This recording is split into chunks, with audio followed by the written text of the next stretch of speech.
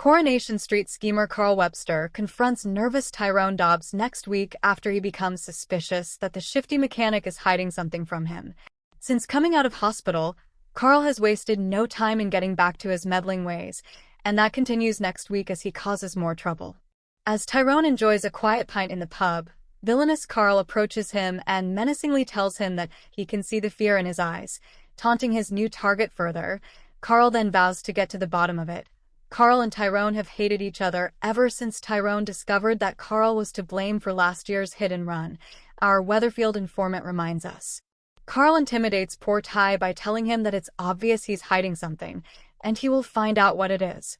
However, whatever Tyrone is hiding is yet to be revealed on screen, if he even has anything to hide from Carl at all. With Tyrone acting out of sorts and Carl sniffing around, will the master manipulator discover something that Tyrone would rather keep hidden? And what lengths will Tyrone go to in order to keep his secret buried? Viewers recently saw the first signs that Tyrone is up to no good, as he refused to back up Summer Spellman's story over her movements on the night of Theo Silverton's murder. Summer told the police that Theo threatened her in a scary showdown at the flat that he shared with Todd Grimshaw. However, she added that Theo let her go and he was alive when she left. Flashback scenes appeared to verify Summer's version of events, but things got complicated when she added that Tyrone had seen her leave and had also spotted Theo staring from the upstairs window. When questioned by DS Connor Swain, Tyrone denied all knowledge of this, but Summer insisted that he was lying. Since then, fans have been sharing their theories about why Tyrone would be so dishonest. In Weatherfield, secrets rarely stay buried for long. Beneath the familiar cobbles, behind the pub chatter and factory shifts, lies a constant undercurrent of tension, old grudges, hidden truths, and the kind of history that always finds a way back to the surface. And now, at the center of it all, Tyrone Dobbs finds himself stepping into one of his most unsettling chapters yet, as Carl sets his sights on him over a dark secret that refuses to stay hidden. At first glance, Tyrone's life appears stable. He's built a reputation as one of the street's more grounded figures, hardworking, loyal, and fiercely protective of his family. But Weatherfield has never been kind to people who assume calm means safety, and Carl knows exactly where to strike. Carl's arrival back into the orbit of Tyrone's world is not loud or dramatic. It is quiet, calculated, the kind of presence that feels like a shadow rather than a storm. At first, his interactions seem almost casual, even friendly in that uneasy way strangers in Weatherfield sometimes are. But beneath every conversation lies something sharper, something probing. Tyrone senses it early. There is something in Carl's tone, a familiarity that doesn't quite match memory. The kind of look that suggests unfinished business rather than coincidence. Tyrone tries to brush it off, convincing himself that it is paranoia born from too many past dramas. After all, life on the street has taught him to expect chaos, even when none is visible. But Carl is patient. And patience in Weatherfield is often more dangerous than confrontation.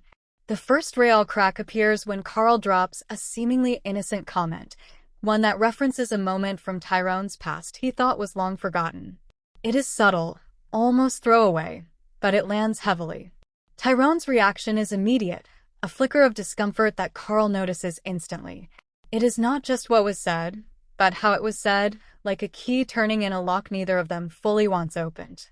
From that moment, the atmosphere shifts. Carl begins to apply pressure in small, almost untraceable ways. A conversation here. A suggestion there. He doesn't accuse Tyrone outright, not yet. Instead, he circles him like a predator testing distance, watching for signs of weakness. The dark secret, whatever it is, hangs between them like a storm cloud neither acknowledges directly, but both can feel growing heavier. Tyrone, meanwhile, tries to maintain control of his life.